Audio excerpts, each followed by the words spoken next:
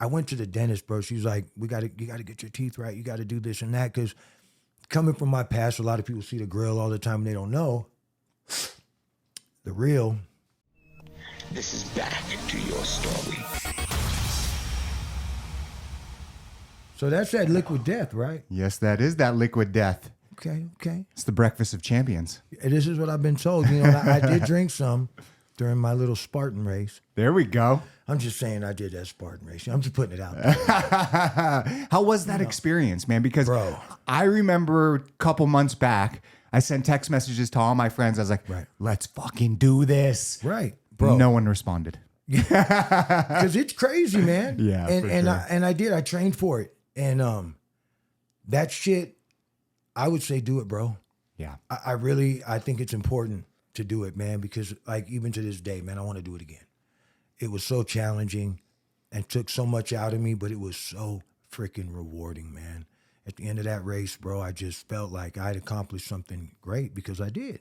Yeah. You know, you jump over this fire pit at the very end of it, and it just, I don't know, man, takes me back. It's like when I'm riding my Harley, man, I always feel like I'm like with my ancestors and we're on horses and shit. You know what I'm saying? Instead of a motorcycle, it's my horse. And, you know, I'll have my girl on the back and we're mobbing going through, you know, Arizona, New Mexico, you know? The whole nine, man. Yeah, man. So I like it all like that, you know? You know, I think it's so important to, as human beings, to push ourselves, right? Because a lot of times in today's society, we stay so stagnant. We stay in our homes. We stay in our cubicles. We stay just not moving. And to do these things like a Spartan race, right? Mm-hmm. Taking yourself out of the norm, getting back to, I don't want to say our roots, but like if you think about how humans were. Right.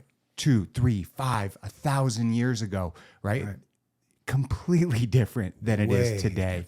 And that's why, you know, you get that feeling like when you're on the open road, right, or when you're in the forest, or you're in the desert, right? There's something that connects us at a deeper level. Come on. And it just, you know, my wife and I just a week ago, 2 weeks ago, we were up in Big Sur, just her and I camping. Oh, man. Fucking amazing. And it just, it revitalizes you. Yeah. It Bro, gets, you reconnect, man. absolutely. Like you said, it's because it's what we're supposed to be doing. It's we're supposed to be connected. See, you know, we were washing the Harley last night and some paper towels hit the ground and they got totally soaked to the floor. And I'm like, well, they're good, babe. They got someone that comes over here and they'll get these cleaned, you know, I'll grab the easy ones. And she looked at me and she's like, we have a responsibility to Mother Earth. You know, she doesn't want that.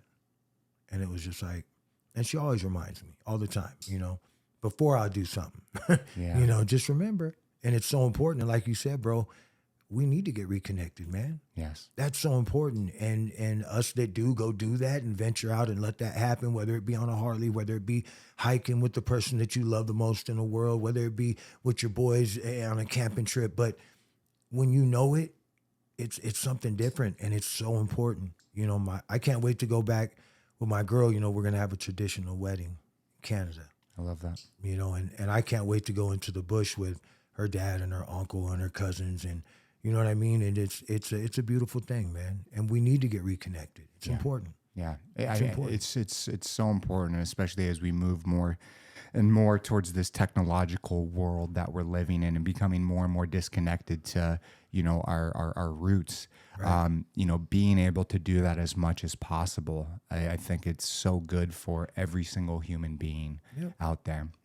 You know, man, I really want to thank you so much for coming on the show, because I remember during our first season, I reached out and I apologize. I dropped the ball, you know, on getting you to come out here. All good, my brother. But I hit you back up. I said, we're rocking, baby. Time, bro. We're rocking. We're freaking rocking. Ready. You know what I mean? I wasn't ready, to be quite honest. I wasn't ready. You know, it was supposed to be now because so many things have happened, brother. Yeah. And I'm in such a different place today, man. And it's so, it means a lot to me because I've been wanting to go on something where I'm comfortable and I'm connected to the individual and I know who they are and what they do and what they're about, so I can tell my truth and what's going on with me. Yeah. You know, a lot of people hit me up like, yo, why don't you go live no more? And there's a reason for that. You know, what's going on with you? You good? You don't post as much, but there's a reason for that too. You know. Yes. Huge transition. You know, we talk about our story and we go back, but just to touch on some current real quick, it's important that we, no matter what, we see it through, right? No matter how hard it gets. My brother Jack, rest in peace. He would say, no matter how hard it gets, see it through. And recently I've understood that from transitioning and a new life and starting a new life with somebody incredible that showed me what being loved is all about, Yeah. Like to really feel loved, to lay there and have somebody just outline your face, just, that I never knew about that. And I got that now. And to be doing music again full time, I started driving Uber to make some extra bread. Just changing. I went and got glasses, you know what I mean? Because I need them. I did lose them on this last run. But my girl's like, come on. I went to the dentist, bro. She was like, you got to get your teeth right. You got to do this and that. Because coming from my past, a lot of people see the grill all the time and they don't know. The real is that being an addict and being a junkie, right? I was homeless and in the street and didn't brush my teeth, man. Didn't take care of my hygiene. I was doing dope to live and I was living to do dope. So that's all that mattered. So even though when I got clean 10 years ago and started taking care of things, I had done so much damage, and it's something that I tried to hide. I was actually going to go on tour with Struggle Jennings and my tooth. I was brushing my teeth and it was when the first one went out. This was 4 years ago when he first came home, might be 5 years. And the tooth fell out and I was like, just destroyed. And I was like, well, get a Gold Grill. And I went and got a Gold Grill, threw it in. Everybody loved it. I was like, that's it. I don't even need to worry about teeth. So then you don't take care of it. I'll just brush them, right? And then they just got worse and worse. So when I get with this incredible woman who happens to dentistry as her background. There we go. So I'm like already tripping like, oh my God. I wore the grill. Our first time we kicked it and hung out, I wouldn't take the grill out. I pretended they were permanent because I was embarrassed. I'm like, oh no. But it was even where she's like, it's okay. Like, I love you. Like that. You'll fix that. Like there's nothing like that real love is something different. Of course. Ooh, it is. Let me tell you. When you find an individual that loves you for who you are, truly who you are, right? Scars, war wounds, the good, the bad, and the ugly, right? That right there, my friend, is an undeniable bond. And I feel like a lot of people, unfortunately, don't get that. Right? A lot of things can be very surface level, but when you can connect with someone at truly a deeper level, dude, it's fucking everything. Right. It's literally everything. And I can understand that, everything that you've gone through, why you wore, the grill. Right. But I respect you so much for taking it off and showing who you truly are. Because that's important, man. We're going to get to this backstory. And absolutely. I said, the only way to do it is all the way real, man. Yeah. We talked about, hey, in the beginning, is there anything that you don't really want to touch on? And I think that's important, right? Because people, it's so important to value and respect somebody's story, right? Yes. And you want them to always be comfortable. And like I told you, it's healing for me is I'm an open book, man. Yeah. And I do have a crazy story, but I know that Creator did that for me so that I could be this guy that I am right now. Yes. You know? And so I feel good, man, and I'm at a place where it's time for me to just take off, man. Some of my most off to the races. My most enjoyable people in this entire world have got a crazy fucking story. Right. It's who I connect with the most, right? Right. Because myself, I have a crazy fucking story, right? Right. And I think those experiences, when you're able to make it out of it, it hardens you and opens up your eyes in a very unique way, unlike individuals that have had a different path. Everyone's got their own journey, right? But I think that these types of individuals I connect with on a deeper level. And that's why, some of the most successful people on the fucking face of the planet have gone through some dark shit, you know, and have made it out the other side. Come on. For you, bro, like, where does your story start? Like, where's the beginning? So, man, it's crazy. I'll be 44 years old, March 10th. Yeah, I'm fucking old, dog. I love it. I'm just joking. No, it's age true. Is a number. You looking good, homie. Bro, I made it. You did. Yeah. Bro, I made it. Yeah. My brother's doing life right now. Not blood brother, but he's my brother. I get it. He's doing life.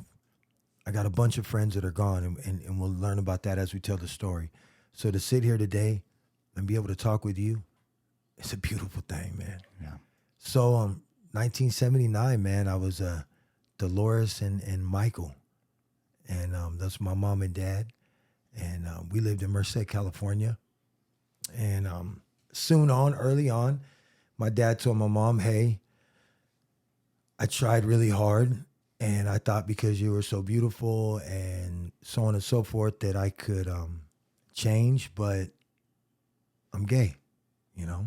And he's like, you know, I'm not happy in it. And she's like, look, you know, well, then you know, keep Chris, and you do you. And they even lived together for the sake of me in the beginning. He didn't, you know, mom to be put out or anything. And then he left, and mama raised me. So I lived in this little farm town called Los Baños. You know where that's at? I don't.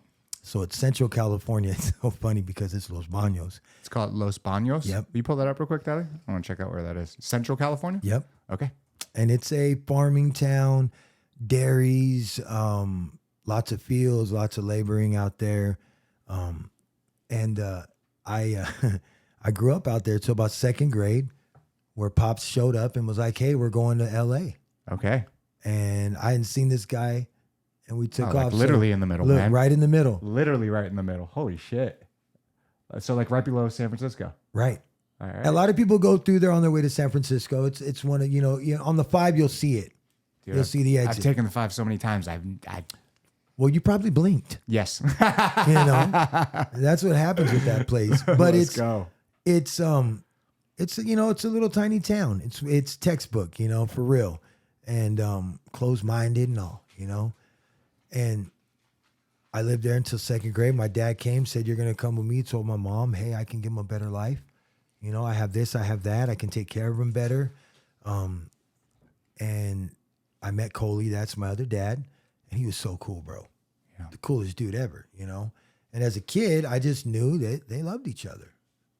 You know, I never saw like, you know, people are so afraid of gay folks back then. It was so crazy, man. Like I'd have friends, they'd find out that they couldn't be my friend anymore. So the 80s was a trip. And I see now how things have changed so much, and it's only changed, man, so much in certain places. Of course. You know, everybody you know, it's a different place. No, it's not. It's horrible in other spots, you know? Absolutely. So Great in some and terrible in others. you know what I mean? Right. So growing up was, you know, my mom was like, okay, I came out to West Hollywood where we lived, and we lived on Beechwood, man. There we go. And my mom showed up, guys. Like a month later, she shows up and she's like, look, I'm going to get a place across the street. I can't be away from my baby. And my dad was like, all right.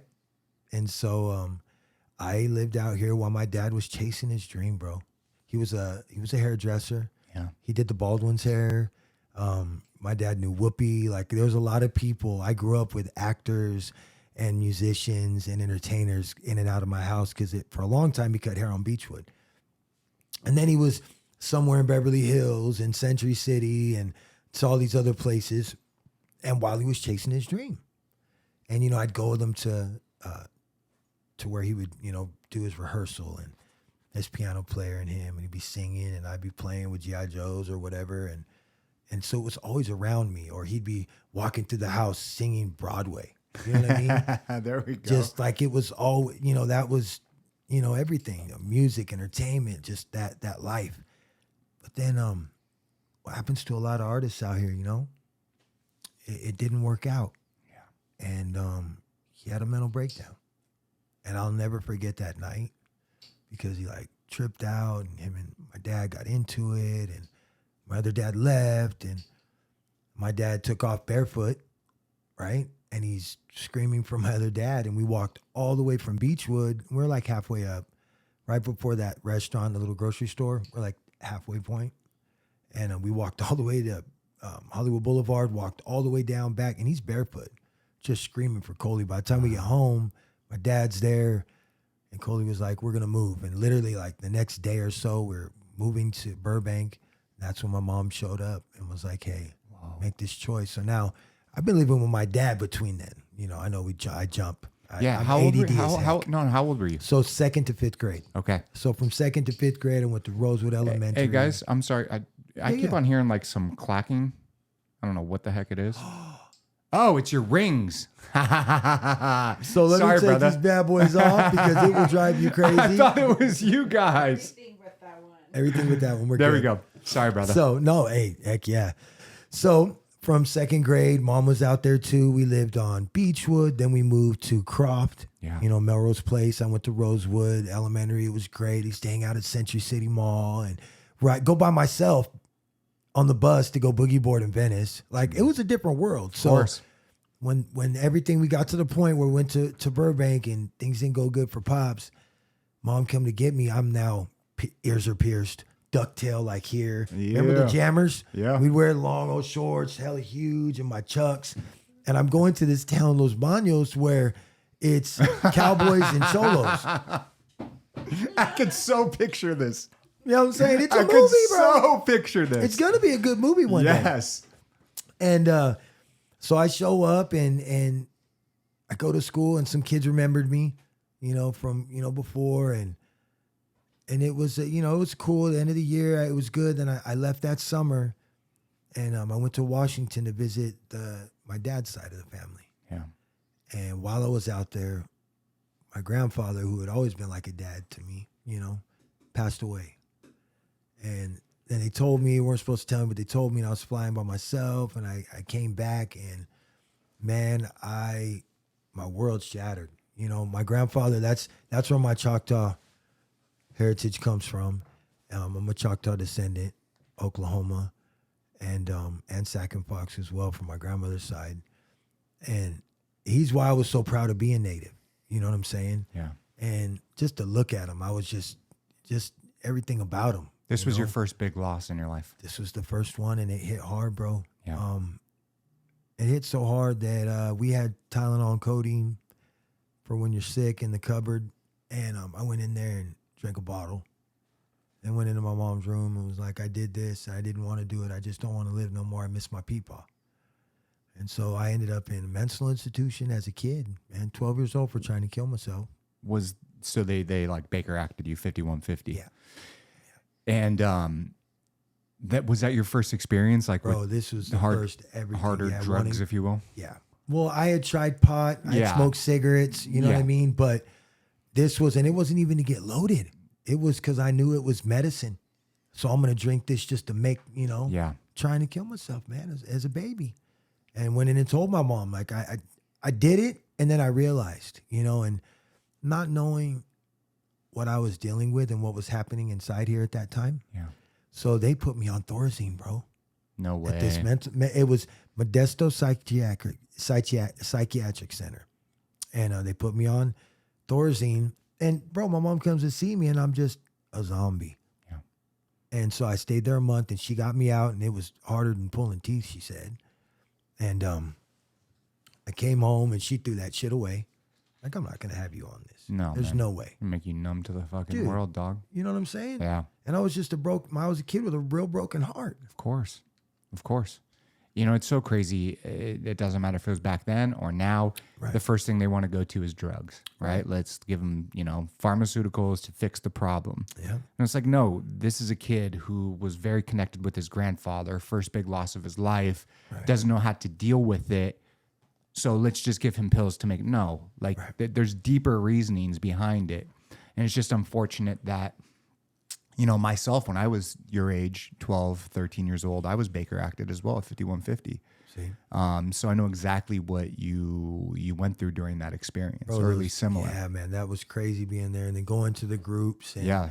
having to do like all the trust stuff with the other kids. And bro, these two girls, Did you feel like the people there were a lot crazier than you? yeah, Yeah, so did I. bro, I was like, what am I doing here? Yeah, yeah. This is way off. Yeah. And as I get older and grown, I do deal with mental health, and I have been through a lot, and I do have PTSD.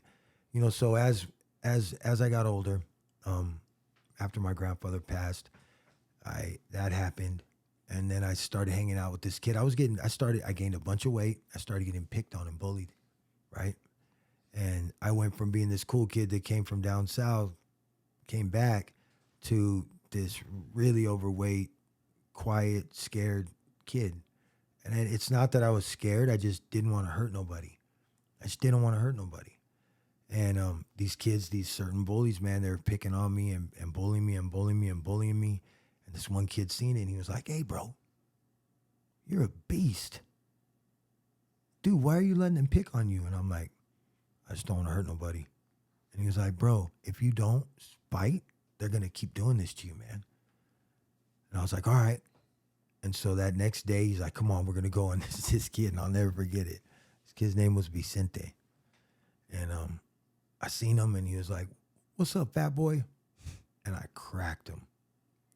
And laid his ass out and was just like, movie shit, bro. What? And my buddy had told me, hey, if you hit them, even if they start to whoop you, I'll break it up.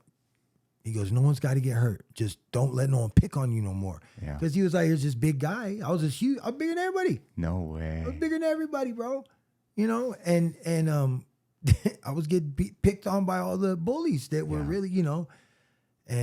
But what happened was then I started fighting. I went to everyone that picked on me, and I wanted it. You're just vengeance. Yes, man. And because you finally realized that you had power, right? Bro, it was like I'm a superhero now. Like, and this shit's easy. Yes. Like, this comes to me natural. Like, I didn't even realize, man. Yeah. And then I got my butt kicked a couple of times, but it didn't deter me. You know, I was just like, and then I started hanging out with the wrong kids, man, and doing lots of other stuff. I started stealing cars, man. I started stealing cars at 13. I stole my mom's car. Yeah. That one I had the keys to, so a little bit different. Yeah. She thought I was listening to the radio while she was a ward clerk at the hospital. And I'd be like, Mom, I'm going to go stay out in the car and listen to radio, do my homework. I'd fire it up, go over to the hood, go to my buddy Andy's house. You know, had a crush on his sister when I was a kid, so I'd go, babe, and go knock and try to be cool and hold the keys and be like, let him know, you know, I had my car and I drove over here. His sister's like, dude, you're 13. Yeah, you know what I mean? 100%. But and then I started getting into more trouble, and man. What do you think it was that was calling you to these situations, right? Because like I look at my own life at your age and going through that, it was just like I started finding people that cared about my kind of like a crew, like friendship that I didn't have before. It's to belong. Absolutely. I didn't have a family, man. I didn't. Yes. It was always me and my mom, but it was always tough, and she was always working all these crazy jobs to try to make it work, and we had to live in all these different places. So when I came back out, so that mixed with losing people and everything else, it was wanting to belong, man. 100%. You know, I wanted to feel like I was a part of something, man. Yes. And it ended up bad. And then I got out of trouble for a while. I started skating, man, and I started rollerblading. But we hung out with skateboarders and rollerbladers, and we were all ghetto rollerbladers, man. We're all these kids from the hood that like to rollerblade. Yeah. And we were crazy, you know, and I started skating, bro, got out of trouble, did really good, skated for K2, changed my life, bro. Really? Right? Started doing great. Came out to, and this is crazy, no one's ever heard my whole story. This is so dope right now. Of course. Came out to Orange County, started working for Senate. That was the company. Damn. Kryptonics. Remember Senate? So I worked there. Arlo Eisenberg's a good friend of mine. Like all those guys. And I was the crazy gangster fucking dude, you know what I'm saying? That rollerbladed. And then I got hurt, bro. Got in an accident. Car accident? I got on Oxycontin. Then I got on heroin. So. And meth. Orange County's where it happened, bro. What What happened? Kid. What Weed, happened? Pot, a little bit of alcohol. Of course. We were, it was right before the X Games. And we were actually back in Los Banos, smashing 9100 cord, just smashing down Pacheco Boulevards, the main road from the highway. And we got rear-ended by a semi. Tiger Van Lines. Rear-ended us. And like it crushed the whole car. My buddy Juan, who's still is my little brother to this day, man. Juan Dicochea, Bade Rock. You know what I'm saying? It wrecked us, man. My other boy, Chad Meza, was in the car. It was the worst car accident I've ever been in, man. And I was messed up bad. And then everything went downhill, bro. Everything. My whole life changed. Stopped skating. You know what I mean? This was the 90s. Los Banos. Yeah. I was in, we'll go back to Los Banos, started running drugs from Orange County, stopped working for Senate, stopped messing, you know what I mean? Like, screwed over everybody at Senate. Like, the owner that gave me this shop, Mark Heineken. I love that dude, bro. He did so much for me, but I was a kid that totally messed up, man. You know, and the drugs and everything. I didn't care. I stole from the guy, everything. And it's because when people don't realize, man, when you get sick, bro, you will do anything and everything to get well. Yes. And those oxys, when they ran out, I was like, whoa, I'm dying. Yeah. And a buddy's like, hey, man, my brother's got some shit. You could just snort it. I got this little vial thing. Put it in your nose, snort it, you'll be good. That was the problem. I was good. You know, it's really fucked up because, you know, the Oxycontin epidemic really just, it changed everything. It literally changed everything. That was their plan, brother. Yeah. Have you seen that show Dope Sick? On Yeah, Hulu? bro. It's I can't watch it, man. bro. My PTSD, man. My baby will tell you, bro. It's hard. And I have breakdowns, man. Like the things I've been through, and then I did my time, bro. I did time in the shoe, brother. When I got locked up, my last sentence, I was in Corcoran Shoe, where they had the battles where they fought the inmates at. I don't know if you heard about No. that. Look that up. Check that out. Corcoran Shoe, SHU, Secured Housing Unit. Corcoran Shoe? Yep, Corcoran Shoe, SHU. Oh, Corcoran, SHU. When you look it up, it's crazy, man. The cops were fighting us. So they'd take white dude, black dude, you know, two separate, put them in a thing, knowing that they'd get into it. What the fuck? There's my cell. That cell right there where they're showing, those are the kennels. That's where I do my out on the yard. And that guy right there, This guy right there? that dude right there Yeah. is one of the main dudes from the MA. That guy right there. I was in there. He's in 4B4 right. That's so crazy that that's who came up. And so wait a minute, what exactly So went look, down there? that's where I was locked up in right there. I was actually in 4B4 right. Was the block, and you can go down, you'll see my cell. So What exactly that's went the down? cell right there. See the black and white one, third over? Got your toilet. Right Those there? are the cages before we go to yard. We go into those cages and they strip us, What break the you down. fuck, dude? Yeah. So the double bunk, that's not what I had. We had two on each side, one bed here, one bed here. And then outside there, dog kennels that we worked out in on the yard. Holy shit, dude. Well, see, what happened is when I went to prison, right, it was really for drugs, man. I got in trouble in Orange County, got locked up. Bunch of crazy shit happened there. Why? What happened? Right, kicked off, man. Yeah. You know, I shouldn't have been where I was at. And I wanted to get in trouble back home so I could go where I'm from and I'd be okay, right? So when I got out, I took a fucking bus, and when I was walking through this parking lot, this dude and this chick were getting in a fight, right? And the dude was like, he was gonna whoop her ass, and then he dropped his keys, and I snatched his keys up and stole his Maxima. Right after Right you got there, out of bro. jail. I was in a paper suit when I stole it, and I fucking took off to Los Baños, and I drove that motherfucker for 6 months. There's a story connected to that I'll talk to you about, but it involves motorcycle club, so I ain't gonna put it out there. I get it. Just I don't get down like that. But Yeah. me and you as brothers can chop it up. Yeah. It was crazy. I was a dumbass kid. I didn't do nothing So wrong, but it's a wild story. Hold on, you went from getting Oh out. yeah, I got to out. Well, and let me tell you what Holy happened. shit, dude. We have to go tomorrow, right, baby? Or I'm going to court because I'm getting my expungement done because it's been over 13 years now, you know. Yeah. But so I'm in the stolen car and I'm running. I'm like, fuck it, I'm gonna get, until I get caught, and they catch me and I get sentenced and I'm going to prison, and that'll take that out. I don't got to worry about going down there no more, right? So I'm gonna do time out here. And so when I'm going in, I always kicked it with a certain group of dudes growing up, right? But I'm native. I didn't know there was a native car, and I always kicked it with these homies, you know what I'm saying? So I'm going to ride with. And so I rode with those dudes, and those dudes ain't no motherfucking joke. And we were very, very structured. Militant as a motherfucker, you know what I'm saying? And I'm still in good standings, and that's why I just, ain't going to speak about it. I get it. But it's crazy, man. We had to handle some shit. Some shit happened. We all got validated, prison gang members and affiliates, and got sent to the SHU.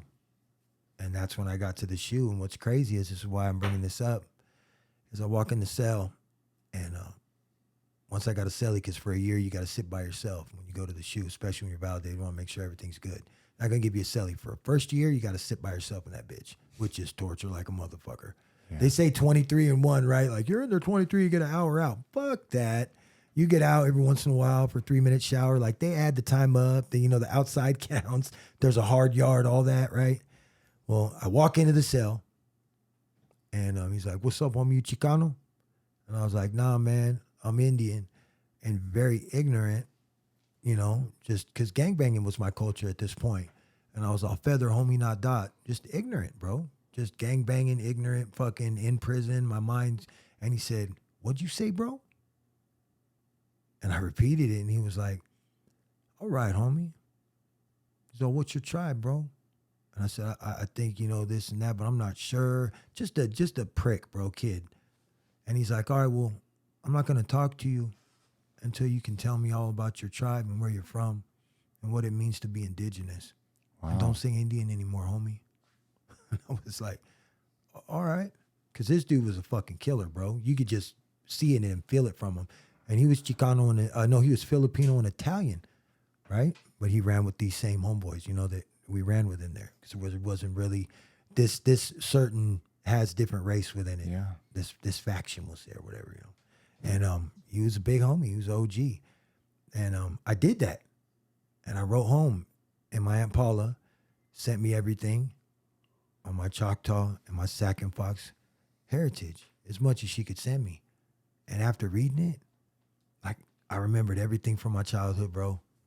I fell in love with it all over again, realizing who I was. And I was like, wow. Then I started reading about, Sitting Bull, Crazy Horse. And I'm like, dude, like I'm in the hole, bro. I'm in the shoe, man. I'm locked down. My mind is so trapped. And so I focused on them and I thought about what they went through, right? Because I'm in this place and I could die at any moment, bro. These doors crack. It's on.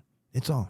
You know what I'm saying? Like, I'm in level 4 fucking shoe. I'm in level 5, damn it. You know what I'm saying? There's a level 4 yard, but I'm in the shoe. So that's prison for prison, And one slip up and it's on and cracking. And these dudes are all fucking grade A killers in this. You know what I'm saying? And so reading that and learning about that did something to my heart and my soul, man. And afterwards, I ended up even writing him an essay. He had me write him a 5,000 word essay. No on what it meant way. to be indigenous, bro. And he was, bro, really? and until it was done, and this dude, I was so happy I didn't have to mini write it because I thought he was going to make me mini write it. You know what I'm saying? Because, prison bullshit. Yeah. But I got to write it regular. Wait, what's mini right? Just, well, because you write kites. So we'll write really tiny and really clean and very incredible penmanship. These guys are off the hook. I could do it too. And if you give me a piece of paper and a pen, I'll write something. But we would mini write so we can roll it up, make it small, put it in your nasal cavity, in other places, your belly button, there. Really? Wherever you got to put What? it. What? I should not have did that right now. No, you're good. You're good. And so you wrote this 5,000 Yes, word man. essay And it took about forever who you and- and where you came from. And what it meant. And what it meant to me. What did that mean to you? Now looking back, having Bro. all this time, having this individual that you did not even fucking know, Bro, I try feel you that- in such a very unique Yeah. way. Not try you and kick your fucking ass, but Right. try you and really make you enlighten myself. 100%. To understand and to realize why I was wrong for saying what I said and how I said it. Yeah. Bro, so it took a while, man. It took a month to get the letter out. It took a month to get it back. That essay took a month. You know what I'm saying? And I needed that time. And then when I was done, I gave it to him. He sat and counted every word, bro. This dude was so meticulous, bro. He was a lifer. He was never getting out. Yeah. That was another part of it too, is I feel like Creator put me there, man. I feel as though I'm tailor fitted. My pain, my journey, my story. I have so many different things that connect me to so many different people, right? On a heavy level, man, right? And that thing is the one to me that means the most. And I don't even understand why sometimes, bro. But after that, it's just been in me, man. And it pulls at me. And it's so important for me. And even as a descendant, I'm not this guy claiming to be this and that and more than I am. And I'm a descendant. You know what I'm saying? But that's beautiful because that means that my great-great-grandma, right? Like, I'm still her baby, just like my fiance. She's full blood. So who's to say our baby's baby falls in love with this person, that person, and no one ever is with another native, right? does that still mean that her great grandbaby isn't a descendant? Absolutely not. Absolutely not. And I'll tell you what, this native blood is strong, baby. Yeah. It's strong. And it means so much to me to reconnect and have my girl, because she's on me in the morning. What's your Choctaw word of the day? Because I said I wanted to do that. It wasn't her idea. I want to learn a new Choctaw word every day. What does that mean? You know? What is Choctaw? So Choctaw is I'm Choctaw of Oklahoma. That's my tribe. And Sac and Fox. And then I got to learn Sac and Fox too. But that's Sac. They speak Sac. But Choctaw, we speak Choctaw. You know, Chahata. So as me learning that language, because language is so important, it's the first thing they do is they take the language. You know, you got to think about how powerful language is. Yeah. You know? And you take the traditions and the culture and everything else. So as a reconnecting, you know, descendant now, I just do my best to give back. You know, I don't want to take, I just want to give. I want to do as much for my tribe as I can, my people as I can, you know, because it's in my heart, man. You know, going through that experience and having that gentleman, you know, write that essay is you look back at. Changed my whole life, bro. How old were you? Man, 28? No, 27, because I got out at 29. So before you got in, right, what was your life like? Oh, man. Were you using, just selling? Oh, yeah. Using, selling, stealing. Just, bro, that was my life. Like, I was proud to be a fuck up. You know what I mean? Like, a lot of us guys go through that phase. It's crazy. It's that knucklehead, dumbass phase, you know? Yeah. And mine was sprinkled with gasoline and a match. So I wanted to do life. I was like, once I got in there, bro, and was functioning and doing my time, like I was like, I may not ever get out, so I just need to do this to the fullest of my abilities. Like, I need to be the motherfucker. Like, I was thinking crazy, and here I was with the motherfucker, and he was telling me think different. Yeah. After that, we became so close. Like he sent his TV and some other stuff. He left there and went to Pelican Bay, and he couldn't take his TV for whatever reason and a bunch of other stuff, and he sent it to my mom. That's how close we became after that, you know. And he told me, give your mom a hug, because I'll never hug my mom again. He's all, and if you get married or anything like that, man, you know, be happy. Work things out, communicate, because I'll never get that opportunity. And I was just like, man, it's a trip, bro. You really got to understand why you're going through what you're going through. And a lot of y'all out there right now, you might be going through the hardest time right now to where you feel like there's no way out even. And you just got to know that there is. There always is. There always is. You just got to be open to it, and you've got to be willing. You know, going through this experience when you got out, what was life like? Oh, bro. When I got out the shoe, man, first of all, I stayed in the house except for going to parole and the doctor. I couldn't leave the house, man. I had such anxiety. I still get it today, man. Like PTSD. How long were you locked up for that time? Bro, in and out. That was 3 years, but I was in and out. But it would be like 6 months, get out a month, go back in, 3 months. How many was it? 7 felonies? 6? 7 felonies.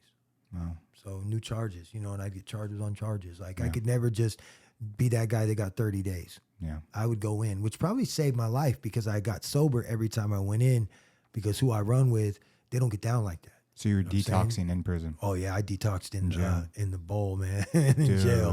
Ooh, Lord of mercy, shitting on myself, throwing up on myself, but then getting right to training. Within 2 weeks, bro, I was doing Machina, and I was getting down, and I was, you know, working out, and, you know what I'm saying, like, just full functioning, bro. But it's it saved my life, man, and taught me how to be a man. I'll tell you that.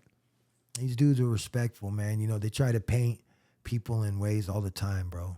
Yeah. And, you know, I stopped sagging my pants. I came out of prison a man. I didn't even cuss for the longest. I didn't. Isn't that crazy? You know, so many people have this outside perspective of what jail and prison is like. Right. But the more and more I talk to people that have gone through that experience, and I mean, I know, dude, that shit's fucking tough, dude. Oh, yeah, it is. And it's no picnic, but the ones that are open for change and have individuals that they're surrounding themselves with that are in for life, that are in for a very long time, and can see this younger individual and give them the knowledge that they have. Right. Bro. If this individual is willing to take it, their whole life can change. Bro, and like we said, this dude, he changed my life, bro. And when I came home, I did good. I discharged in 12 months, bro. That shit shook me. The shoe was different than anything, bro, and it's a mental thing. I'm still dealing with it, man. And since then, like it's hard, man. Depression and just I'm messed up, man. It messed me up. That first year being alone was the hardest, you know? And I worked out like crazy. So when I did come home, I looked like a greyhound. But I had to, because that also helped me. Reading, I don't read like I used to. She just bought me a book. She's like, you need to start reading philosophy. I love it. This woman, bro, I manifested this woman.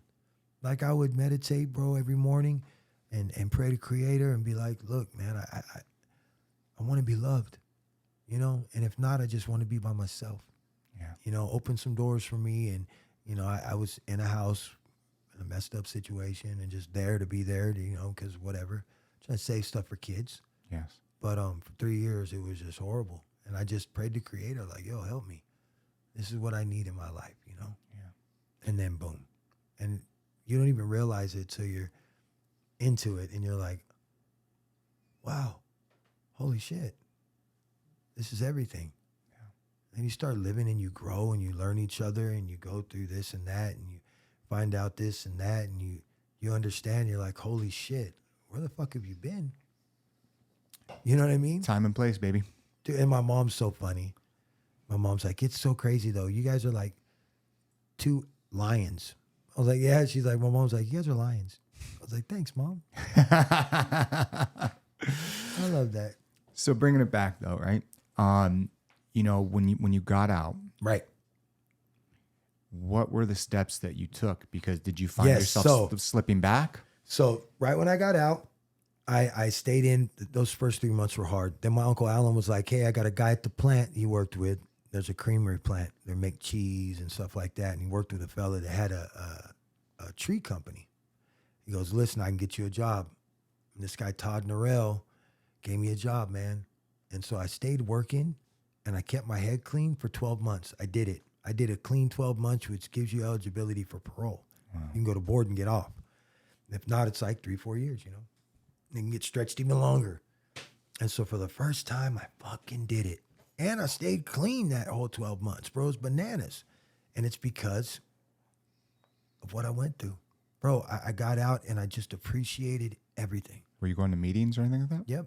I did meetings here and there, bro. It really wasn't like I should have. But it was more that I was just working my fucking ass off, bro. Yeah. I was getting jobs. He was calling me. He had me learning. I was feeling good about myself. You had purpose. And I belonged to that company. Yeah. I was the best worker. You know what I mean? Like I was kicking butt and taking names, ended up getting a truck. I'm learning how to run the boom. Like, I'm like, man, but music was always so to me. And then I relapsed and then I found myself in the rooms, bro. I said, fuck, man, I'm off parole. I can't get a new charge. I'm gonna go back to prison, da-da-da-da-da. And I ended up in the rooms, man, and not my first, but my second sponsor, Cornfed, he said in a meeting how he was a DJ and had a record label, da-da-da-da-da, and his addiction. And he walks outside and I'm like, hey, bro, come here, man. I sing, bro. I said, that's my dream, man. And I was going to give it up and just work and try to get my own business and, you know, da-da-da-da, right? And he's like, well, just stay clean, bro. Keep coming back. I'm like, oh, all right. And so then I kept coming back. And one day, like, he had said, I'm going to take you to the studio. And then he showed up and forced me because I didn't want to go. I got all scared. Started doing the addict thing, and and I had some clean time now. He goes, no, we're going to Santa Cruz. We're getting in the studio. And I did, bro. And he made me finish the 2 songs. And it was World on My Shoulders and Disease. And Disease sounds like a love song, but I'm singing the heroin. And it's my daughter, my boogie. It's her favorite song still to this day. But yeah, man, that's what happened, bro. I came out with a different way of thinking, a way of being. I realized, man, that the energy that I put into things, if it's positive and it's love and it's light, well, that's what's going to come back. And if it's not, that's what's going to come back. I stayed away from everybody, bro. People, places, and things. Like they tell you in the rooms. Yeah. And I worked, but I should have been working the program because then I would have been better upstairs because I relapsed again, but I didn't go to jail, but I messed up. And I did the program for 6 months, relapsed. It was one day. It was horrible. It was hell. It was horrible, bro. It was the worst experience I ever had getting loaded. Why? And because I knew too much. I'd been going to the meetings a little bit, I understood I was ruined. Those meetings ruined me. I was paranoid, thought I was going to see people from the meetings and shit. So I was running around the town and just on one. And I knew that I had to keep clean, man. Yeah. And so I went to a meeting that night, still high. And I told them, and they said, but do you have anything on you? No, it was way earlier, but I'm still feeling it. And they're like, it's okay. But you can't speak, but you can be here. Because that's a beautiful thing about the rooms, man. They're never going to turn you away. But if you're not clean, you can't speak. Yeah. It's not fair. I get it. It's not fair. So that was it, man. And I stayed right. And when I got clean, I used cannabis. And I didn't want them to know because I knew how they'd look at it, but it helped me. How so? Through the withdrawal. The throwing up, diarrhea, everything. I'd never smoked like that. So it was extremely strong for me. And I just smoked through the whole kick. And I stayed there. And yeah, it was bad. It was horrible. But I was able to maintain it with that. And then I just kept smoking. And then when they found out in the program too, they got upset and it caused division for a while. And then as people started doing it more and more and realizing that, hey, this stuff is actually helping people. Yeah. Because even with the addiction thing, bro, it's the mental health thing. Cannabis for me, if it starts going crazy in here and it gets too loud and chaotic and I roll up. Even if I don't smoke it, she'll tell you, I'll immediately grab my tray, and I roll. It's therapeutic. Yeah, man. It's cathartic. It could even be CBD. Yeah. It doesn't matter, man. It's the whole, and boom, and I feel better, So. There's obviously two schools of thought, right? If you're doing this, right, and you're going taking the steps, you got to stay 100% sober, right? Or the school of thought that the gentleman who created AA, Alcoholics Anonymous, he was all for psychedelics. Bill, exactly. Absolutely, bro. And so, because that's medicine, Bubba. There's a lot of studies out there, like people that have opiate addictions, right? Yep. Using ibogaine to completely rewire the brain. Right. And eliminate the withdrawal symptom, coming out a brand new human being, right? See, that's which is unlike anything that we have on the market, right? It's like methadone, Suboxone, taper down. It's like a whole bunch of fucking bullshit, right? But obviously some of these tools do help people. I'm not saying that, but like absolutely, there are tools out there through but if there's something new, then we need to know about it. Yes, and know and how it's to not apply even it. new. It's not even new. It just hasn't been 100%. Got you. Absolutely. Will you pull up ibogaine real quick? Yeah, So I want to know about this. So I can read a little brief on it. After here, you should definitely look into it, right? Because in America, it's illegal, right? But places like Mexico, they have ibogaine retreat centers that are changing the fucking game. So right now, ibogaine is a dissociative psychedelic with oneric properties that has multiple aforementioned anti-addictive mechanisms, as well as the ability to generate therapeutic psychological insights, suggesting promise in treating alcohol use disorders from progress in brain. Will you pull this up? Ibogaine for opiate withdrawal. Right there. Ibogaine treatment right there. Is ibogaine So is ibogaine an opiate agonist? The results suggest that ibogaine is an agonist in the mu opiate receptor with the Ki value about 130. None of this makes sense to most people.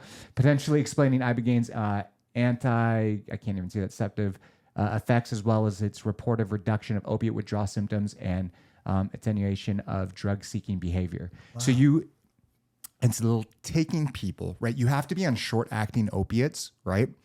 And there's something to say, like you need to be at that point where you want to quit.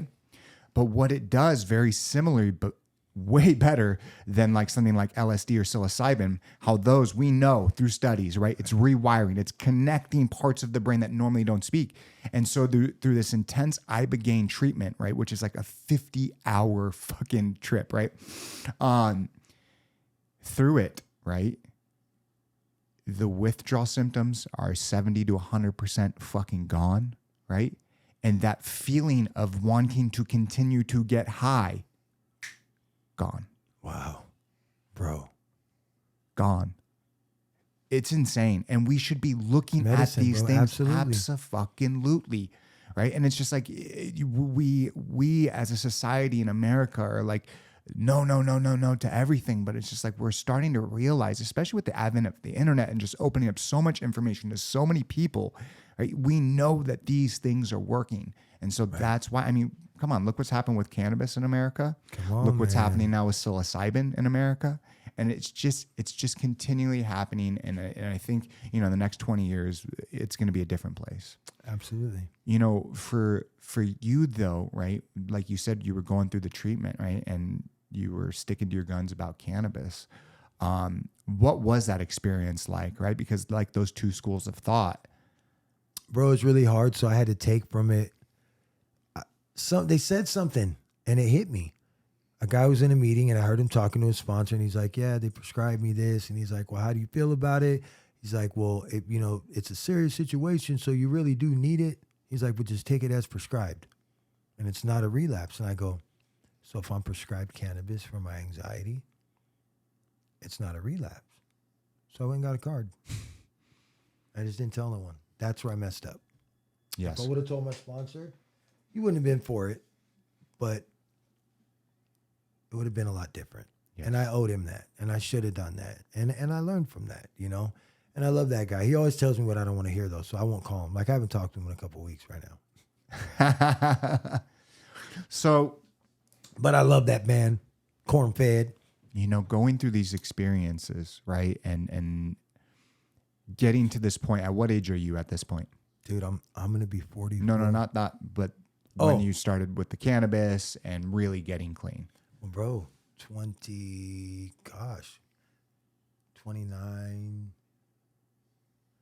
Gosh, because it's 11 years on 420. That's so crazy.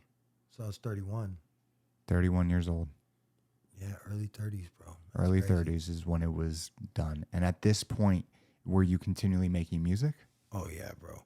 That's when the music started.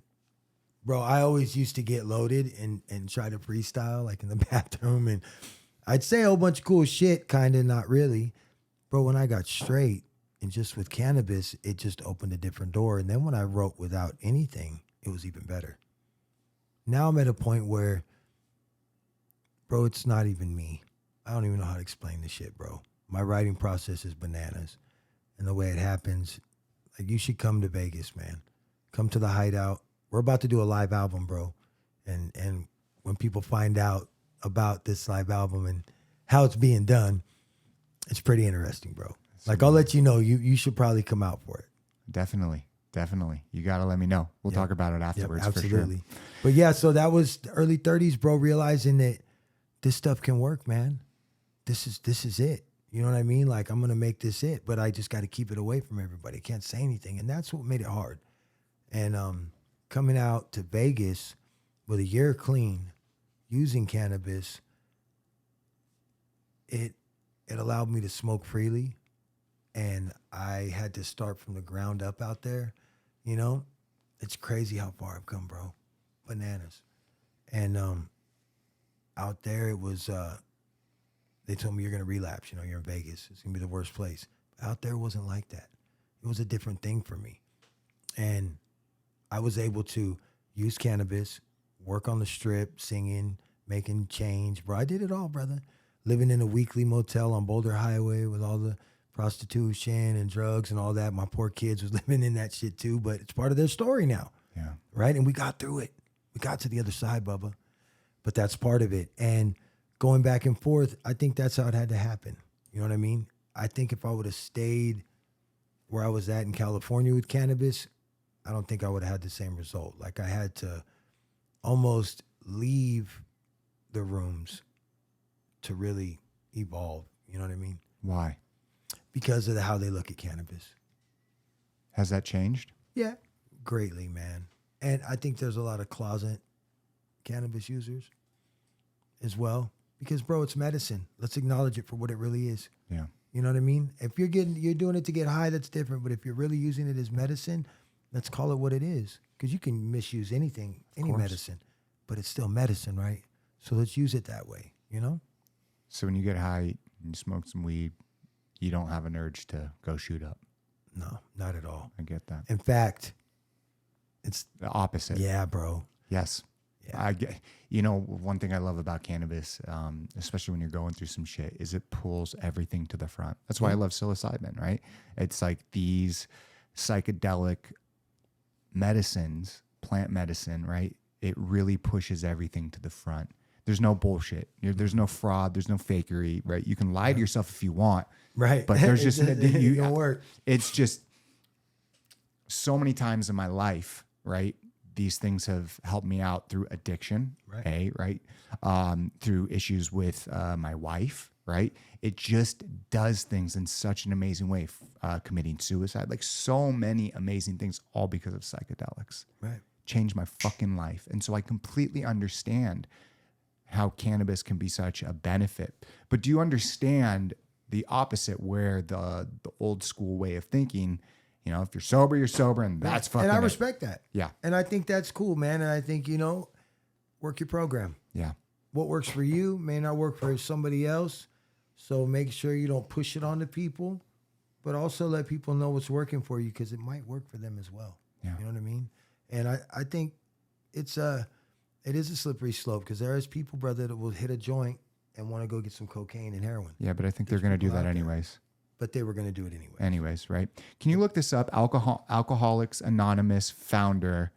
Yes. Thoughts on psychedelics, right? Because I just want to, a friend of Bill, right? I want to see exactly what it was, because I've definitely read about it. So here we go. 60 years ago, let's see.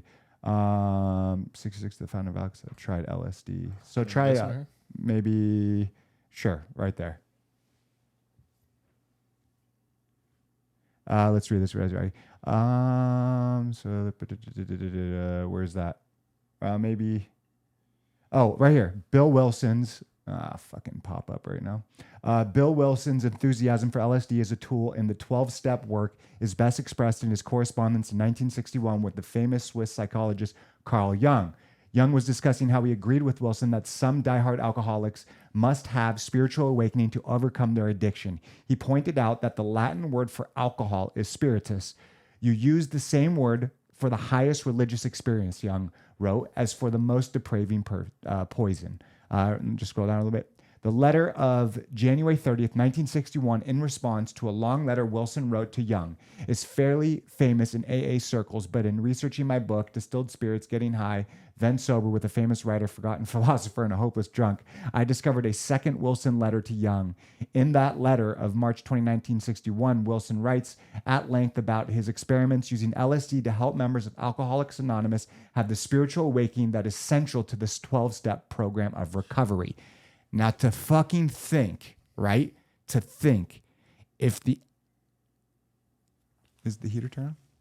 It is. I'm going to grab my phone real quick just to shut the heater off. My apologies. But to freaking think, if the outright ban of all of these drugs would have never happened, Right.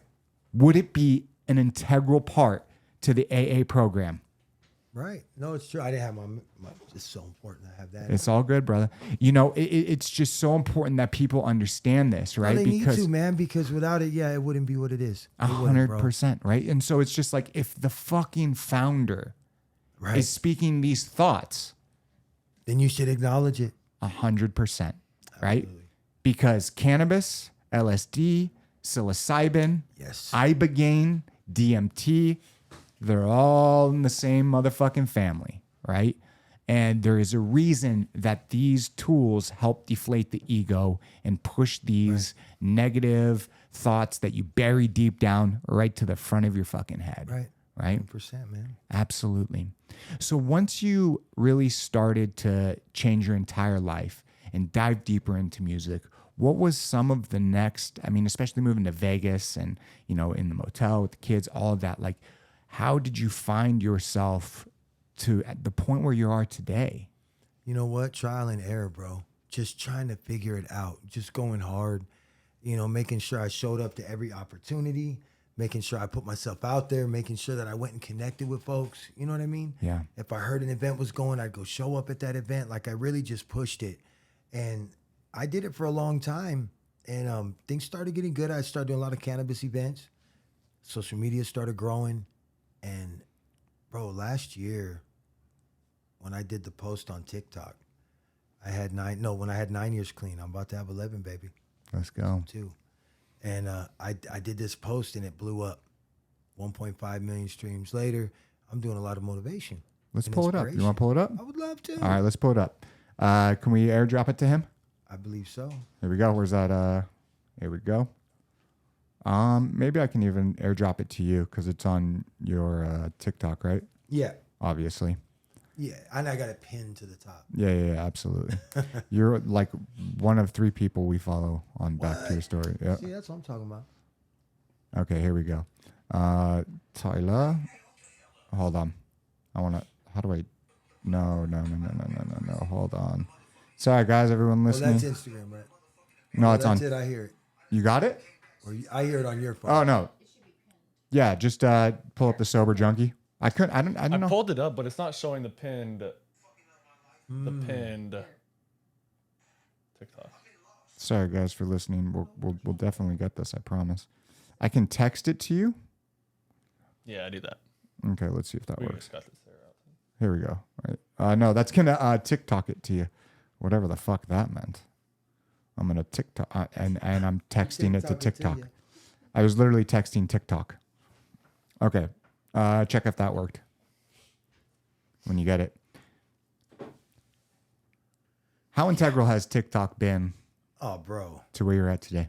I mean, it's crazy because I don't have the engagement like I do on Instagram there, but because of that video is the reason I started doing the motivation, man, and inspiration stuff. And I had a couple videos do really good on there, and then the ones on there it is, and then the ones on Instagram started doing really good, and I'm like, wow. And now it's kind of crazy because I got to let everybody know I'm a musician because they think I'm just this inspiration guy. Yeah.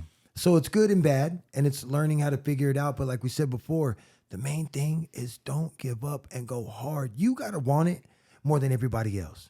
You got to be willing to go harder than everybody else. You have to be willing to sacrifice, struggle, and just till you can't no more. Absolutely. More than everybody else. Absolutely. And with that, anything and everything is possible, bro. You know, so many people think things, you know, especially when people find success, they think things happen overnight.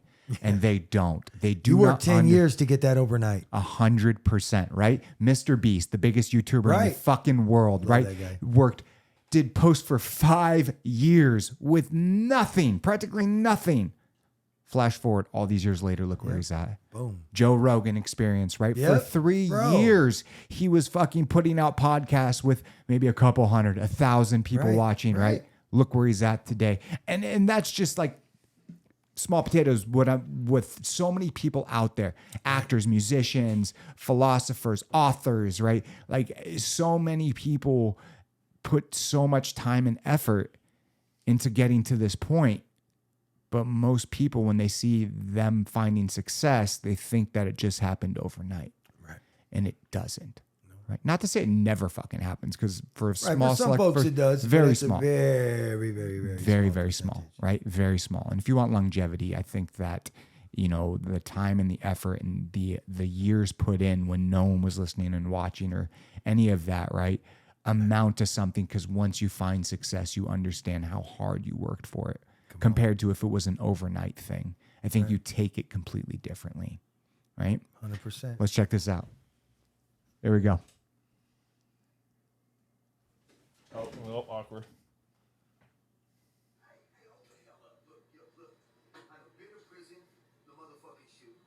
I done shot dope in a motherfucking abandoned house. I done died and came back 6 times from heroin fucking up my life. I've been lost, but I'm here. I'm 9 years clean today. It's 4 fucking 20, y'all. 9 years fucking clean. And cannabis was my exit drug, not my gateway. Hell no. Get clean. Live your life. Do it because you fucking deserve it. I'm out. Come on. That's powerful, brother. 6 times died? Yeah, Came ODs. Yeah. And 3 of them were waking up like, oh shit, oh fuck, let me get that out of my arm. Yeah. Get that out of my neck. What, you know? What do you think it would be like today if you were hooked to those drugs with the fentanyl? Oh, I'd be dead already, bro. I was on borrowed time, man. But you know how people say, man, I should have been dead. I was supposed to be alive. I like the way you say that. You know, it's so crazy to see, like, you know, when you were younger, when I was younger, when, you know, you're in the thick of it and doing drugs. Today is so different. Oh, bro. Right? Like, yeah, there were stories of people getting cut shit for sure. But now right? it's this whole fentanyl, dude. This is like, It's weird, man. It's like people buying cocaine and having fentanyl in it. People getting Xanax having fentanyl in it. Like, what? It's can I say something? Fucking scary. I don't think, and I won't say who or what, but I don't think that who they're saying is doing that would be doing that, because then they wouldn't have none of their clientele. So I've always just got this weird thing thinking it's like a cleanup. Well, you know, That it's coming from. Well, it's coming from China. A lot of the fentanyl is coming from China, right? Wipe and 'em so there is, you know, a strong reasoning, or I don't know if it's cause or correlation, but however it's getting here, a lot of the fentanyl does come from China, and unfortunately, you know, it trickles through Mexico and then up into here, right? Now, there are a lot of people out there with conspiracy mindset, and I love going down a deep conspiracy rabbit hole, that it could be a cleanup, just like you said, right? So, I mean, dude, if I was a puppet master, I get it. So simple. You see, I was where we were at, and I seen it. They just had a bus, and they said it was a Sinaloa cartel, and it was like, what was it? $2 billion? Was it? Something like that. $2 billion in fentanyl, $2 million in cash, hella guns. Like, bro, it was like the biggest siege they've ever had. And I'm like, fuck, if they let them get that, I wonder how big the one they got through was. 100%. Every single day. Every single day. It's absolutely scary. And you know how we solve it? Like, a lot of people are like, oh, we cleaned up the streets. I'm just like, oh, fuck. No. Whoa. That's what they're doing right now? You know how we solve It's it? heavy. We solve it by legalizing all drugs. By regulating every single fucking drug. Why? Very simple. If you look at the prohibition era of alcohol, it made it illegal. Tens of thousands of people died from tainted alcohol. They made it legal. There's a regulatory process that you have to get your shit inspected. Right. So if heroin, coke, Molly, all of these things were fucking legal, right? It would go through a regulatory process. There would be taxes on it. And we would not be purchasing it from the cartels in Mexico. Right. Now, that's a scary thought and a scary feeling for a lot of people, right? Yeah. Having all these drugs. But do we want 100,000 kids dying every single year from fentanyl overdoses? Right. It's crazy, bro. It sucks, man. No, it's a heavy, man. I think about it all the time because I didn't have to worry about that shit. No. You know? I mean, yeah, you've been to hell and you've been back, right? But it's just that fentanyl thing's a whole new cha-cha. Absolutely. You know, going through these experiences, what have you taken the most out of it? I think to value every minute, man. And don't think I don't get off track and lose that, because I do, but it comes back. And, you know, I've been through some stuff, man. And a lot of people have, you know. And I would never say people have been through more than me or less than me, because I feel like we all go through exactly what it is we need to go through. There is no more or less. It's not about that. It's what is for us. You know what I mean? The program. Yeah. And so I just to appreciate it, man. And now my life, bro, is to get out there and make a difference. I'm getting older, you know, and I've been blessed to be in the position I am. I'm excited, man. I'm working. I just started working with 2 clothing lines, Hardline and Sticky Panther. And Sticky Panther is a cannabis themed clothing line, but it's a girls line. But they got some stuff for guys too. And we started working, and I also have a silent investor that's working with me right now, which is a blessing, man. And it wouldn't have that if I didn't work the way I do. See, people are always asking for help. I need this, I need that. But if you really worked hard enough and did what you had to do no matter what and never asked nobody for nothing, you would be blown away by how many people said, hey, man, you need some help, man. I see you. Like, what can I do? So I don't got much, bro, but I was thinking maybe you got that podcast. I was thinking I could get you mics. Okay, bro. Good. Another friend, something different, so on and so forth, you know? Even your fans and friends that are following you, even if you got 13 followers and you're building this thing and you're starting, just work your butt off and watch what happens. Because I'm telling you, man, I don't give up. I don't stop. I can't. I just won't. And no matter what, it always works out. And let me tell you, I get some scary situations. You know what I mean? Absolutely. I do. But it always works out. And again, I bring it right back to it because I won't stop. What is that? It's drive, man. It's drive, man. It's a passion, man, to help folks that were in a situation that I was in, you know what I mean? And their families, you know? Yeah. It's that, bro. It's my kids, you know? It's my girl, my brothers, you know what I mean? And to be able to go from that to this is crazy. But I got to remind myself every day, man, you know, that it's life on life's terms. And if I can't control it, I got to just let it go. You know what I mean? And if I can, I got to have the huevos to handle business. You know what I'm saying? And do things the right way too, brother.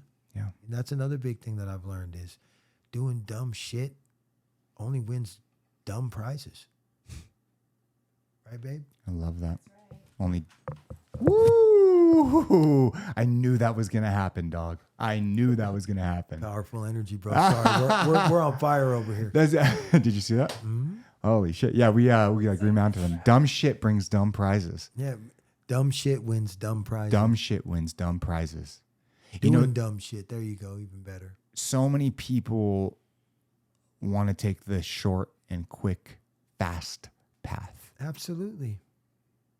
And why wouldn't you if that was what it was? But what you don't get is you're not going to get all that goodness that you needed. Shoot, bro, I didn't realize I needed to go through all that to get where I am today. And it's funny because, you know, it takes about 10 years from when you start to get to a spot where you're feeling it, you know, to where I can pay my rent and I can, you know, pay for studio and do all these other things. And I can pay to book a venue if I want myself and then make money off the door. And I can do all these things because I worked so hard to get into that. You know, but I could have signed a deal, a little 360, and ran off this way because it's quick, fast, and in a hurry. Then you get screwed. It looks good right now, but how does it look later? You know, I had a lot of opportunities come my way, man, early on and through the middle of it and towards the end. And I'm glad things are the way they are, you know. Bro, I signed a 6-figure deal last year and went on tour with the drummer from Crazy Town and couple other bands from Boston, and we did an East Coast tour, and I was on this label, and it didn't work out. And for a minute, I thought it was the end of the world. I went from having this nice big-ass budget and all these things to nothing and trying to figure it out. And thank gosh, bro, I'm telling you right now, if it wouldn't have happened that way, I wouldn't be right here right now. I've got so much music, bro, fully independent, with an incredible team. It's just bananas, bro. And when I was getting back to the clothing lines, working with them is allowing me the budget necessary to do this shit independently. And it came to me the way it came to me. And so I'm the brand ambassador for the Hardline brand, which is dope as fuck, man. And the dude starting it, it's not just a clothing line, man. It's this lifestyle, brother, you know? And it's pushing that hard line, man, and being about it and not giving up and pushing. And how it came to me is just bananas, bro. So like I say, if you want it, work for that shit and don't ask nobody for nothing. And they'll give it to you quicker because they're going to see it. And guess what? It won't be somebody that you had to ask. And now you got to worry about making sure they're happy and you're giving back. No, this person sees you. They see you. Yeah. And when they really see you, it's different. You know? Absolutely. For you, having kids, what has that meant for your life, your career, who you are as an individual? Bro, they're my drive. They're my drive, man. They're my little buddies and they're my best friends. And sometimes, most of the time, they're my teachers. You know, they learn from me, but they teach me just as much. Make me think about things before I do them. You know, I love my babies, you know, and I'm lucky to have them all right now. And it happened like that. It was crazy, you know, life happens. Yeah. But especially being in the position I am and being who I am. When I say the position, I mean the man that I am today. It allows me to be that. I love it when my kids that are proud of me, you know. It's funny, bro. You know, in the beginning when I had my dad, the two dads, it was hard to tell a lot of kids. I didn't want to let no one know about my dad. I was scared. I used to get beat up for that, you know? Yeah. So I made up this cool biker dad. And it's me, bro. It's fucking crazy because it's me. And my son the other day, I was like, yeah, I was telling my dad's a singer-songwriter. He's a biker. He's a motorcycle club. And right? I was like, dude, that's what I used to say to kids. Like, whoa, wow, it's maybe shit. And, you know, now I get to be proud of my dad for who he really is, right? Yeah. Not a good father, because he wasn't. But a really cool man, you know, very special. Yeah. No, that's so crazy. You were able to. First off, it's shitty for kids going through that situation when they have two dads, two moms, and Right. they feel trapped, right? And they can't tell their friends because they feel like their friends are going to make fun of them, right? And get shit and picked on, get bullied. Because Yeah, kids are dicks, man. But for you to be able to paint this picture and manifest it into the who you are today, So bananas. that's a very unique story. Yeah, it's crazy. And I didn't even realize it until my son's telling me. He's telling his family. I'm like, wait a minute. Like, whoa. Because the first thing I'm thinking is he's doing what I did. But wait a minute. I am that guy. Yeah. And it wasn't intentional. It just happened. So, but I put all that energy into it. And that teaches us again about manifestation and speaking things into existence, even when we don't realize we're doing it. We have so much control over this shell, you know, that our soul lives in, that our spirit resides in. We have so much control. And I lose sight of that shit too, and I get frustrated and I get stressed out. And, you know, my biggest thing is money because I don't know how to use it or what to do with it. And you make good money, but I'm learning now because of my fiance. Like, my baby's teaching me so much of how to be a responsible adult. You know what I mean? And I love it.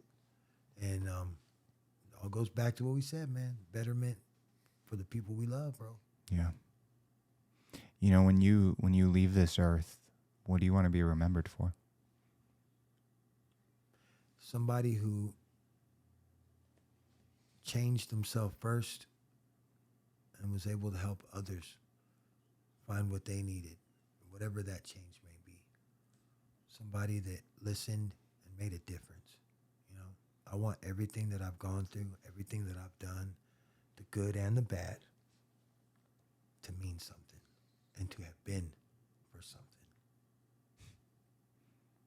You know, so many people say that they're going to do things, but very few people actually do things. What is the difference from the old you to who you are today? The old me was just scared, and my biggest thing was to get loaded, bro. That was life, like I said before, and I would do anything and everything to make that happen. Well, the me today is that same junkie, except now living better, being better, and doing for my family, my girl, and my mama, you know, Yeah. take care of them. So I'm a protector, right? That's my new drug. Get it? Yeah. I'm not. It's being able to have that same drive, bro. Because I'll tell you what, they'll tell you, the determination of a junkie to get well. There's nothing like it. When you can take that same determination to be a better father, to be a better partner, better spouse, better son, better friend, there ain't nothing. Oh, it's a whole new world. Whole new world. Yeah. It doesn't mean you won't slip up and do dumb stuff and say dumb stuff and argue and all that other crap, but it's different. And then you can stop and be like, my bad, I'm sorry. You know, I'm working on this, you know, and then you can really work on it. Yeah. You know what I mean? But that old me, is, you know, steal your wallet, help you look for it, and then beat up someone else for doing it. That part. You know, and for you, when you get into some of your darkest moments, right? How do you, you know, especially for the people listening out there, like, how do you pull yourself out of that? I'm lucky, man, because it'll get to the point where I'll lay down, man, and my girl just told me, bro. There comes points where with the mental health, man, where it just hits me, man. It just all comes at me, and you know, a lot of people don't realize. I don't want to say just being a man, but this is for the men out there, dads, and especially, got a lot of pressure on us. Yeah. A lot. And a lot of times, people don't realize it, and they keep putting it on you.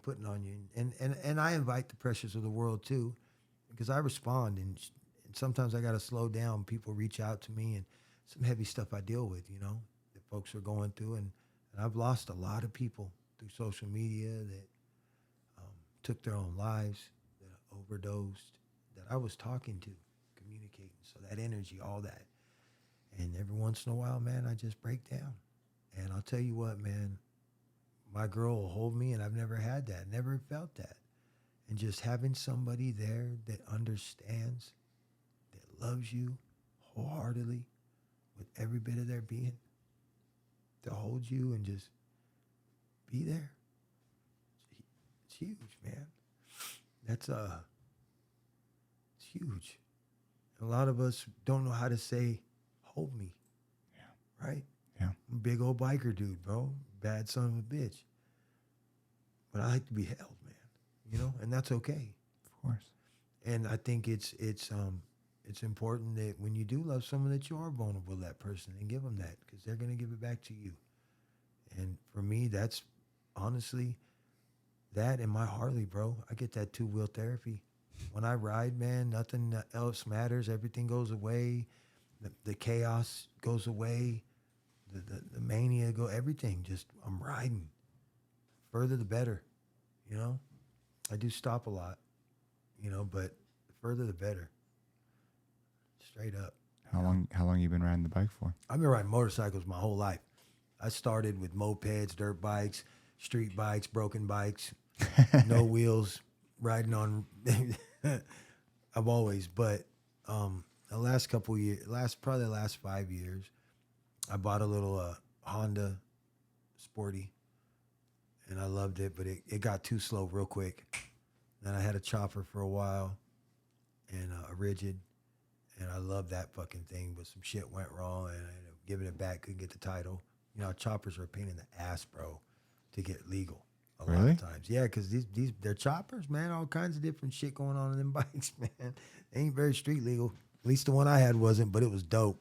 I fucking loved it.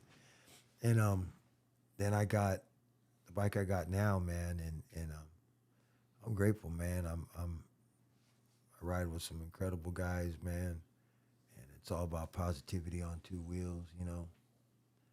Being able to be around guys that are making a difference in the Native community is huge for me, you know. And it's big, man. And I ride with Red Rum, so. And it's cool because I go meet up with these guys and they love what I love. They, you know, they understand. Those bikes, man, when you're riding, bro, it's just so special. It ain't for everybody. Of course. But when it's for you, you're even a certain type of person, you know? It's crazy. I love that little TikTok. Daddy, those motorcycle people so crazy. And the guy said, yeah, they ride for hours, embrace, like, you know, it's so cute. And then the little boy's like, Daddy, can you buy me a motorcycle? Oh, my goodness. Stole my heart. But I love it. I love the culture. And I'm not in the outlaw club or nothing like that. But it's a motorcycle club, and it's red rum, and it's amazing, man. I'm prospecting, so doing that thing right now, and I love it, man. And then learning about it and what the club did and who they are and what it stands for is a beautiful thing. And they do so much in the community, man. The guy, one of the main dudes that started especially, and I always knew who he was. I followed him, Cliff. I followed him for a long time. Loved the dude. And then it's crazy. Guy, we was talking, and one thing led to another, and, you know, it's a beautiful thing, man. It's all about brotherhood. Yeah, it really is, bro. It's a beautiful thing, and to belong to something that's not doing bad shit, you know? And that's already been there, man. Had a situation back home in Canada, and it was cool, like call some brothers and, you know, stand there for them and be there, you know, events that are going on. You got a show. I'd rather have Red Rum Brothers as security if I could. You know what I'm saying? Yeah. If I could. But, I get it. You know, it's just different type of people, man. Yeah. Family's everything. Honor, loyalty is everything. Just make it. When it's cool, bro, to see these events will go down and you see these biker dudes that you think are these gnarly, mean, and they got the biggest hearts, bro. And it'll get the shirt off their back, man. And you see it. I love it. I love it. You know, it's for you, right, man? Everything that you've experienced, everything that you have gone through, being Native American, what does that mean to you? Bro, that I descend from truth. You know what I'm saying? From warriors and chiefs and matriarchs.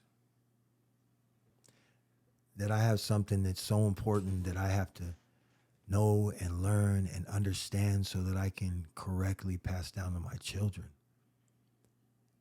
You know, when being caught up in the gang stuff and all that other life, drugs and all that, I didn't have that, you know? And to have that is means more than I can express with even words. So it's learning that, and it's learning my culture, learning my language, and doing other things that I need to do and participate in and be a part of and be of service at, you know? Yeah. That's the, man, I'm so proud, bro. Like, I can't help it, you know? And that's why I tell people, they're like, yeah, but you're only a descendant. I said, hey, it tugs at me in a way I can't explain to you. So if you don't get it, you don't get it. But so many people do get it. Yeah. And that's a beautiful thing. It is. You know, our native people, think about it, brother, to be a part of the first people, man. First Nations, indigenous, like, whew, that's my spirit, you know? That's another reason I won't give up, man, because I'll tell you something. My cousin called me the other day and he said, hey, cousin. I was like, what's up? Brock Weaver, you know, guy with UFC, PFL. He said, I want to run Trail of Tears. It's 800 miles. I said, all right, cool. I'm going to start training. I'm going to get ready. Da-da-da-da-da. He said, cousin, did our ancestors get to train for it when they walked it and died doing it? And I was like, wow. I'm in, bro. Let's do it. And my girl wants to be there too. She's running with us. He's like, all right, hit me back. And he goes, okay, let's go late April, early May. All right, it's on. Let's do it. So you guys are hearing it right now. It's a commitment. You know what I'm saying? We don't just talk. We get at it. We go after it. So my girl, me, Brock Weaver, my girl's Nietzsche B, y'all know her. Brock Weaver. And that's just it right now. But I'm sure a bunch of other brothers and sisters and cousins will get involved. And we're going to do it. You're literally going to run 800 miles. Yep. Run and walk. Yeah. But we're doing it. For a couple weeks. Yeah. Yeah. And I'm an avid runner. So is my girl. We're both, it's our thing, but we're both, because hers with injury and me, I just got lazy. But we ain't been, life hit me and that one thing that I needed, I just stopped doing. But it's good because now we're back. We've been training now. We've been back for about a week. Even tonight, going back to the hotel and going to go work out and train. Because I want to do this, man. I need it. And I feel it in my heart. And that's part of it, man. It's part of it. You can talk about it all day long, but when you really go do it, it's different, man. Absolutely. So many people talk. So many people talk. I know. But how many people actually do? Come on, man. Right? That's a lot, bro. 800 miles. Bro, I was like, oh wow. When he said what he said to me though, brother, it's like I can't deny it. I can't not do it. I've got to do it. Yeah. Like it's and I know that there's going to be a lot that we go through on that. And there's going to be a lot of tears and there's going to be a lot of pain and there's going to be a lot of laughter and love and we're going to be sleeping under the stars. And I know our ancestors will carry us, bro. I know it. I feel it. I feel it right now. But like you said, anybody can talk about it. Let's get after it. Fucking do it, bro. As we start to wind this down, right? I want to know, what does the future of your life look like? Where do you see yourself in the next year, 2 years, 5 years, 10 years? Growing, getting in position. My girl and I are starting a label, and we're also going to be doing shows and events and things like that for indigenous artists, and try to start helping our people out, in another way, different level, opening doors and giving opportunity. A lot of folks don't realize how hard it is for a lot of our people. A lot of our people are doing incredible. Don't get it twisted. You know what I mean? And not just casinos. And everybody's like, yeah, there's rich. There's people in the medical field. There's people, in all kinds of different fields, and it's important. But a lot of our people here in the States are doing bad on the res, man. Yeah. And it's hard. So who better to give back than us to our own people, right? Absolutely. And I know other folks will too, because we got allies, and that's a beautiful thing, I love my brother Tyler, man. He rides with me too. He's actually was my bodyguard, and we're real close. And he's Norse, he comes from that biking lineage, you know what I mean? Yeah. And but he loves our people, brother. And he's like, I just want to help, bro, because I live here. I'm on this land. This is your land, bro. This is your people's land. I'm not from here, so I want to give. That's a beautiful thing, bro. So to all you allies out there, man, standing up for what's right, I appreciate you. Yeah, a lot of people don't realize, the native culture and population in America, just because there's these, reservations and casinos, right? That money goes to a small group of people, right? There's a lot of people hurting. Yep, there's a lot of people hurting. A lot of people hurting. And it gets deep. Like you, honestly, you need to have my girl come on, because there's, especially with her knowledge, man, and that would be a beautiful podcast, bro. I would love that. Because her knowledge is ridiculous. And she's such an amazing person in our community, and it's important, man. It's important. The more we teach, the more we show, the better it gets, right? You know my song, People. Just teach people about people so people can love people. Because once you realize we're so much more alike, then hold on a second. We got something. Absolutely. Let's build on that. It's one of the things as I get older and doing this podcast and it just speaking to people from all walks of life, is it doesn't matter where you came from, where you grew up, what your nationality, religion, color, all of that, right? We're a lot more alike than we are different. Come on, talk to me. But you look at it from the perspective of the news or social media. It's like they want to divide us. But we are so much more alike, bro, than we're different at the root of all of us. On. We all bleed. We all hurt. We all love. Right. We all fucking feel, right? for you creating music, like what is that creative process like? How do you take a beat and write a song? What does that look like? So, I might be come to the studio. So it happens a couple different ways, man. And it can be a riff, you know, just something simple, and I hear it differently, and something just kind of happens, man. And there's paper around, but like I might write 3 words on that piece of paper, but that's 3 verses, 2 hooks, or you know, 2 hooks, 3 verses, 3 hooks, 3 verses, whatever, you know. Yeah. It'll be the whole song because it just happens, man. Some stuff we write, we sit down, but the special stuff, it's getting into a place, almost like a meditative state. Yeah. And I do use cannabis and to get into that place, man. And it's spiritual, man. And for me, it's me connecting with something bigger than me. And I feel like that's where it comes from. But I don't even know. It's to the point where afterwards I'm like, hey, I want to hear it because I don't even know what happens, you know? Yeah. And she saw it and was like, wait a minute. Like, what the? This guy doesn't write. She's like, you told me you're a writer. I am. But I don't need pen and paper. And once it happens, it's there. I don't have to, you know, it's there. And the way I remember it is the music. Everything just, my brain is just wired for this, man. Creator's using me. And sometimes I feel like I'm his pen, you know, or her pen. I'm the pen. And it's you gotta come and see it, bro. Yeah. It's all about the energy, it's all about the atmosphere and letting that riff play over and over. And then you catch it, Yeah. and you find it, and they gotta keep it recording. She'll tell you she's consistently recording me. But it happens in the car. I'll hear the what was it earlier? I heard the rhythm of the blinker. And I was like, and then I hear the song in it. I hear the piece finished, bro, in my brain. And my buddies are always like, they'll start to show me a beat and we'll be 4 bars into it and I'm singing. And they're like, dude, and the whole song, did you record that shit? Nah, bro, fuck with that, man, son of a, bro, whenever we're with this dude, make sure you if I show him a beat, record the motherfucker. You know, it's because, bro, it just, and it's creator, bro, or my ancestors. I'm telling you, they're utilizing me. I don't know how I do it, bro.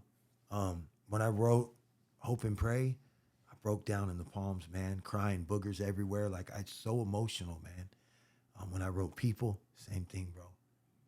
When I wrote Live On for the October 1st, Vegas Strong, same thing. It's so powerful, bro. It's bigger than me, man. I'm a pen. I'm a vessel, you know? And if you don't understand, I get it, because they don't, but so many do now, you know? The us's, man. Absolutely. That's what I call us, the us's, you know? Why?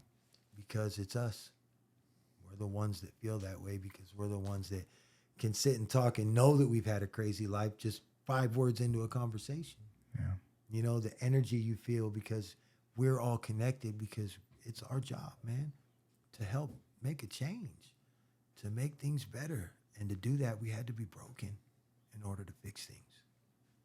It's so fucking true, man. It's seriously so true. And like I said at the beginning, like the people that I enjoy the most are the ones that have been fucking through it, dog, that have been fucking through it. So it's just like, and to come out on the other side and to be able to share that story and inspire people. And you do such a great job at that. Thank you, brother. You do such a great job at that. And, you know, from the bottom of my heart, man, I really appreciate you coming on this show to just share pieces of your fucking story, right? Because it would take 100 years to be able to share all of it, right? I'll give you the floor. Is there anything else that you want to share that is on your mind? You know, if you got someone in your life and you know they're dealing with addiction, just call them and tell them you love them. That's it. Every day. Make sure you let them know that you love them.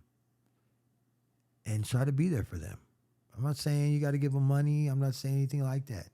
Even if it's just to listen. You know, us junkies like to ramble sometimes, and you wouldn't believe how good it makes you feel afterwards. Don't look at them like they're not humans, you know? Can't do that. They're sick. Just like someone with cancer or AIDS, they're sick. But they can be in remission too. And to help that, we got to help them get better. And let me tell you, love is the best medicine of all. So spread that love. That's what I want to say. That's what I'm talking about, baby boy. Spread that love. So, for the people listening, where can they find all your amazing stuff? Man, check me out on Instagram, the Sober Junkie Official. And I've got my links in there. The Sober Junkie on TikTok. But the Instagram's the easiest way to go because everything's right there. And our website is being redone right now. I have this really super hot Anishinaabe lady doing it. She's so fly. It's my baby. But it's cool because I'm getting to work on it with her. We're doing things together because we want to build, and we're utilizing me right now to get everything dialed in. And then there's a handful of other indigenous artists right now that we're going to work with. And even with her, I'm like, it's crazy because I said, you know, we got to find those special us's. You know what I mean? We got to find them, you know? And soon, man, I'll be coming out here a lot. I love it out here. So fun. Yeah. Come hang out with you, bro. You better. You We'll better. catch a meeting. I would love that. I'm sure you've been asked this so many times, and this is the last question, right? And I'm sure I can even answer it myself, but the Sober Junkie, like how the hell did that even come about? I mean, I get it, Right. but why that name? Bro, it's so funny because this dude was like, because I got clean, I'm telling him, he's like, yeah, sure, you're Sober Junkie. And I just like looked at him and I was like, because remember, the last time was April 20th. So it was the stoner shit. So it's May now. I'm barely clean. Sober Junkie happened quick. And I was like, that's dope. I'm going to get a shirt made at the fair. And I have a shirt right now that's a 4X tall because when I first got clean, bro, in 30 days, I blew up. And I wanted this big shirt because the tall tees were kind of cool in the hood too. That's what everybody's rocking. And so I have a tall tee that says Sober Junkie in red old English letters, man. And I owned it and I realized the power in it. It's an oxymoron. It's fucking beautiful, man. Then, you know, like, well, you always be a junkie. Yeah, whatever. Fuck it. Right on. Fucking A. But I'm a sober junkie today. You know what I'm saying? I love it, brother. Yep. Thank you so fucking much, man. I Thank you appreciate from the you, bottom of my heart coming on, brother. Much love. You already know. Let's go, baby. Come on. Thank you so much for listening, everyone. Have a beautiful evening. Don't forget to like, subscribe, leave a comment. And what were you going to say? I was going to say before we go, hey, hold up, look, listen. Boom! My man.